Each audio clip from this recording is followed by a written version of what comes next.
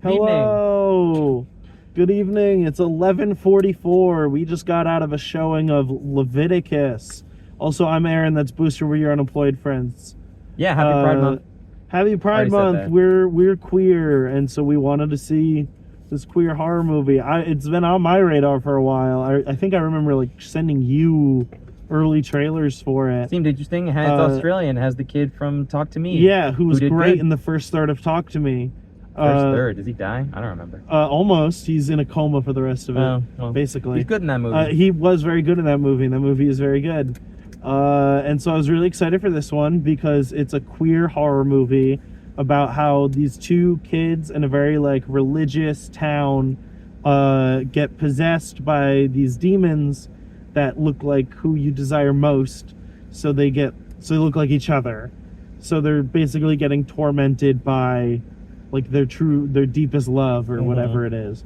And that was a really cool concept that they didn't feel like fully exploring. Yeah, it was underwritten. Yeah. It's basically queer version of It Follows, which I watched when it came out when I was a kid, like 14 or whatever.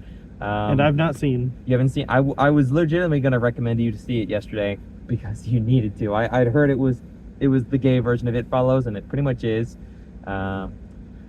Yeah, I mean, it was underwritten is the word. It was only 90 minutes, but it was too long because it wasted like 30 of those minutes. I was like, what are we doing? It took so long. It was kind of a snooze. The opening scene was very cheesy. As soon as it was over, I literally said that was bad because it was just one of those.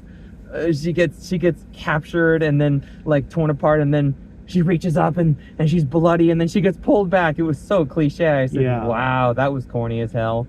And then it introduces the main character. And then they like kind of recreate that scene later. When? In the house. Oh yeah, they did, and that looked corny. It looked corny then too. Corny the second time. Yeah, exactly. But then the main characters, his name is Name, which ridiculous. Naim. I guess it's just an Aussie name. Some weird Aussie thing, and he has a crush on this guy Ryan. But then he sees Ryan with his like fling Hunter, and then it was kind of like Heartstopper core at the beginning, where it's like they're this is really bad because Heartstopper is like a very cute, very like fluffy gay romance. I would recommend it.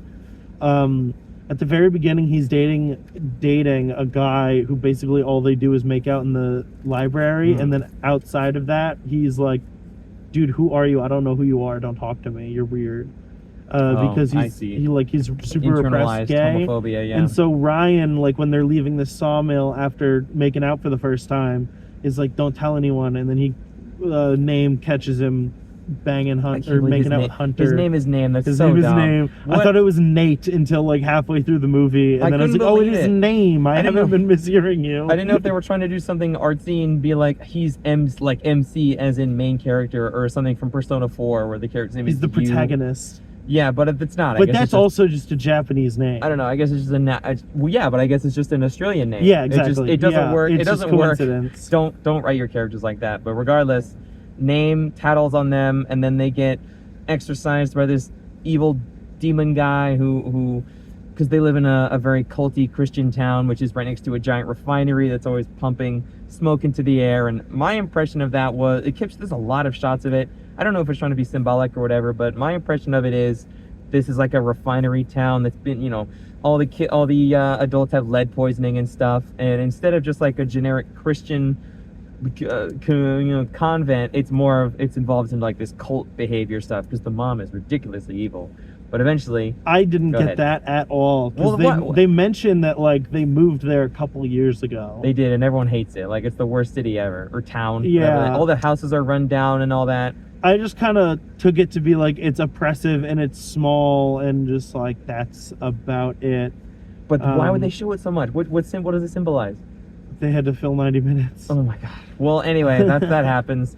They tattle on them, and then eventually Hunter and Ryan start acting weird and like responding to invisible monsters, and then I guess that was actually one of the first scenes that I was like, oh, I don't like the screenplay. Was Name follows Ryan, or he catches Ryan talking to no one, and then he follows him into like a roller rink, and then they're in the photo booth, and Ryan thinks he's like making out with Name in the photo booth, and Name is seeing pictures of just Ryan come down, and like no one else on the right where he's supposed to be. Corny. And then he like starts getting choked, and then he flies out, and he's like, Ryan, who was that? And he was like, you. And I was like, and I'm like, that's not how I wouldn't respond like that if I thought I was making out with someone, and then like, what the hell happened? They assault me, and then they are like, who was in there with you? I'd be like, what the fuck are you talking about? I mean, yeah, but how do you write that? I mean, it's a supernatural scene. How would you write that? It felt like it felt like it was someone writing a horror movie instead of writing characters. I can see because that. I had this issue later with the girl at the hospital. Yeah. Hold on. Yeah. Get there. Anyway, eventually, Name gets cursed with the stupid same bullshit, and now they see each other. So they can't trust each other, but the monster only appears when they're alone.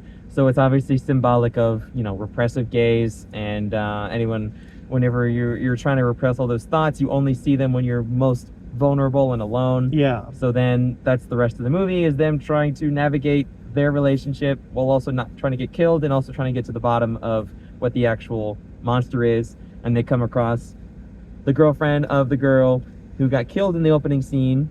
And yes. I was pissing during that, so I have no clue what happened, but apparently they just go visit her, like some other town girl, Hunter's sister. Hunter is the gay guy who's previously it doesn't matter. He dies. They're the son of the priest. It's fine. She's like, oh, this girl, go find her, and they go find her, and she's like permanently at this hospital because she's like, I cannot be alone, or else it'll get me. And then they start asking her questions, and she just exposits perfectly what the monster is and how it works. That's the same amount like someone writing a horror movie. And I was like, this is hard. Like, you're writing to me, not something she would say. Yeah. Because Name is like, oh, who do you see? And she's like, it takes the form of whoever you're most into, whether that's your friend or a celebrity or a gym teacher you had a crush on. And I'm like, that's not how a person talks. That's how an exposition machine talks. And because if I'm writing that character, and I'm not a writer, but this is one of those movies that, like, it had so much potential, and throughout it, I was just like, why'd you make that choice? Yeah, it's just badly written. It's underwritten. Yeah. It's like, oh, and who did you see? She just goes, her. I still do. Something like that. And that would make more sense. And then I can intuit that's how it works. I didn't even. It's funny. It's like that's not a thing you have to explain verbatim. Yeah, it didn't need to. I was pissing. I missed the entirety of that scene, and I didn't.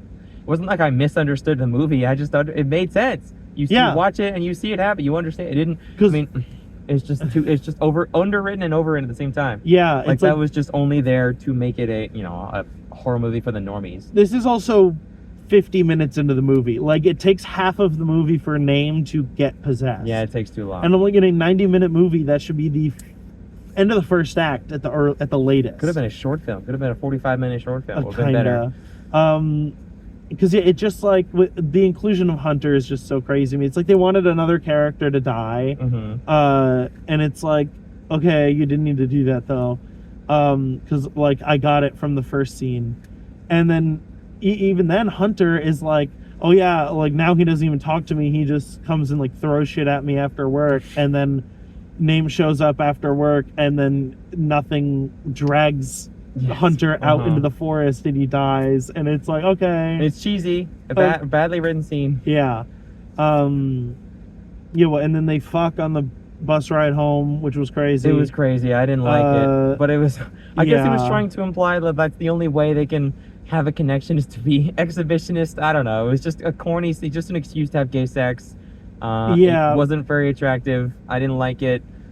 because they're high schoolers. They're high schooler. I don't know. Just a lot of And things. like you didn't see anything, but it was still it was awkward. I was just uninterested. Yeah, in and the then whole movie. It's like the only excuse for that scene was to get him to lick his ear. So then in the next He scene, gets his ear bitten off. when Ryan walks into the bathroom and Name doesn't follow him because he's like, "Ooh, we can't be gay in public," and then Ryan gets attacked by the monster in the bathroom, his ears all fucked up, and it's like, "Oh, they learn." I think you're doing too much explaining. The movie is just it just kind of goes in a straight line, and I didn't really connect with it because they have that sex scene, and then they're like, "I'm gonna leave town," and then he says, "Oh, please don't leave town. I want the monster to look like you." It's supposed to be kind of a cutesy scene, and the very next scene, they like hate each other. He's like, don't ever come near me again. If you ever see the monster, it's not me. And that sets up for the third act where he's alone by himself. And then the cheesy, corny shit happens. Yeah, I was just trying to explain there how no, like, I get you. It's like there's no setup. Everything is paid off the immediate next That's a good scene. point. It is You're right. paid off as soon as possible, and it was just so frustrating because in a horror movie, I want there to be tension, and it just never got like. I was never like, oh no, what's gonna happen next? Because it was very much. Every scene was a It's scene, like yeah. it's such a drag until Name halfway through gets possessed, and then it's just like it doesn't stop, and it's like, please slow the fuck down. I want to watch the movie, please. I lost my train of thought, but it's just one thing I didn't care for a lot was the sound mixing. It wasn't a scary movie naturally, but it was just full of jump scares, but not like jump scares that there was one jump scare that sucked. There was one that was really bad. Yeah, we both reacted like that was stupid. Like we didn't get scared, it was just a bad jump scare. I did jump because I wasn't expecting it because it was loud, and but I went, that sucked. The sound mixing sucked because every scene was very, very loud, but loud and quiet. The disparity between the loud and quiet was massive, just to kind of creep you out. Like there was scenes that weren't supposed to be scary, but they would just have loud noises, like, you know, a car or a bus or a door slam, and it's like, this isn't scary. You only made the noise loud to make you scared. You're not doing the effort to build up to a scary scene or a moment or an impact. It was just, this is just badly edited in terms of sound. And then there were some scenes where I couldn't hear what people were saying. Yeah, they were mumbling. I don't know if that's an Aussie thing, but yeah, I was like, maybe it's just the accent, but I was just like, what are you saying to me? Yeah. I didn't think the main kid really brought the acting, but I thought the script let both of them down. The main two kids did a good job. I think Name did better than Ryan. Yeah, they both weren't great though. The script was just not. It didn't flesh out believable characters like that. It just felt very, very, just not a lot of good material to work with. It was kind of like Disclosure Day, where it's I'm here for this idea. And then the script is like, oh, but I don't feel like it. Yeah, it was kind of like, then what are we doing here? It was kind of lame. The main character doesn't ever learn from his damn mistakes because 2 or 3 times in the goddamn ending, he keeps getting baited by the monster in the most obvious way possible. 3 times in the third act. He just does not learn a single time that he's getting baited. There are really obvious ways to say, oh, you're the monster, you're not the monster. But he never does them. He literally just falls for it every time. I get it, he's repressed gay and he's upset and alone and all that shit, but he always falls for it. Learn from your goddamn mistakes, kid. Yeah. Ugh. Well, we didn't like the ending. We'll spoil the ending because you had a really good point about it. Yeah, the ending, there was one of 2 endings that this movie could have had, and it had one, and it wasn't the one I wanted. It decided to have a happy ending. Yeah. Yes. Yeah, like there is, full spoiler alerts. Who cares anymore? The ending was like, you can find true joy by living your true life and they run away together, and it's like, cool. Even though the curse is still active. Yeah, it's like the curse is active, but it's like, it's only active when you're alone. So if they're together, if they get disgustingly codependent, they'll be safe. And I'm like, sure. That's one impression fine. But I just wish that it was more bleak, where I'm like, the ending that I came up with about halfway through, or once Ryan was like, it's never gonna be me, I was like, cool, Name is gonna do what the hospital girl did and be around people all the time. And the way he's going to do that is he's never going to leave church. Mm-hmm. Like, because the true horror of this movie is having to ingratiate yourself into this community that you hate, that hates you, that will never accept who you are. But it's the only place that is safe, because that is how these like religious things operate. It's your entire life. It's everyone you know. And if you leave, you don't have anyone. And that would have been. They want you to do and that. that's like a real life horror that sucks, and they want you to do that. And that's why they shame you to the degree that this like ghost monster does. And I'm like, yes, the happy ending, good, sweet, fun, but it's just like it felt kind of wrong for this movie. And it like, I'm like, the true horror is the society, is the religious town that will never accept you, your family that will never accept you. But they're your family, and so you don't want to leave them, because what else do you have? You have to live in fear, and especially after it's revealed that the mom knew about it the whole time and cursed him on purpose. And when you said that, that made me happier. We need more bleak endings. Bring back Eddington, the bleakest ending of a movie. Eddington was so good. The movie's fucking miserable. But not everyone wants. I mean, it's Pride Month. I'm sure. I get the feeling the writer and director did not want their characters, like, fell in love with their characters, right, and didn't want that sad ending. And it's Pride Month, I get it. Everyone wants a happy ending, especially in the current year when so much shit is happening against our community. But in terms of a movie critic, I like your ending way, way better. Honestly, it's like so good that I'm like in shock that they didn't go for it, because it seems so obvious. Like, it's great. It's like really great. I would feel so sickly and like ugh if that was the ending. And I love that. The whole third act, I was like, I don't care what you do, just as long as he ends up at the church, I'll be okay with it. And then like, they did what I expected to happen in like the first act. I was like, as soon as we found out like how it works, as soon as they were like, it's only when you're alone, I'm like, cool, so I have to be grossly codependent. And I'm like, oh, it'll be way better if he just like turns to religion. He becomes an ex-gay, like the type, like all the gays for Trump or whatever. Because like, that's the horror. That would be horrific. That's socially horrific. I don't know. It works better. It's a better ending. This movie's written poorly. What would you give it? It's tough, because I did like a lot of the shots. I didn't. I mean, I shots like, have never gotten me to like a movie that's mid. Fair, yeah. They're cool, but I mean, if they exist in a vacuum, what's the point? Yeah, there were multiple times where I'm like, I like that shot. I wish I had tension in this scene.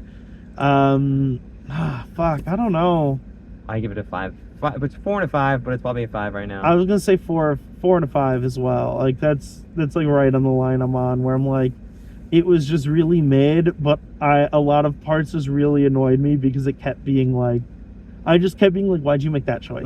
There's potential, and which didn't pay off. Which is what hurts more than being bad. That's me with the Avatar movie, the one that leaked this year. I watched it, and that's exactly how I feel. I felt a bit less about this movie than that movie, but yeah, the potential is always the worst aspect of a movie when it's thwarted, or if it goes a weird direction, or it's just it just wasn't written well enough for the actors to give a good performance. The narrative was uninteresting. The third act was mid and kind of corny. Go watch It Follows. There were scenes where it literally ripped right out of It Follows, where he's facing one way and looking for him, and then the dude's behind him out of focus on the camera, and you want to be like, oh, turn around. It's like, dude, just watch It Follows. It came out 12 years ago. Just go watch it. Just go watch Obsession, because that's still in theaters. Obsession and that's is in theaters. Good. And no, not Backrooms. I don't know why I was going to say Backrooms. Obsession's good. And we'll see Toy Story 5 next. Yeah. Subscribe and like. We'll see you on the next comment, subscribe. Goodbye forever.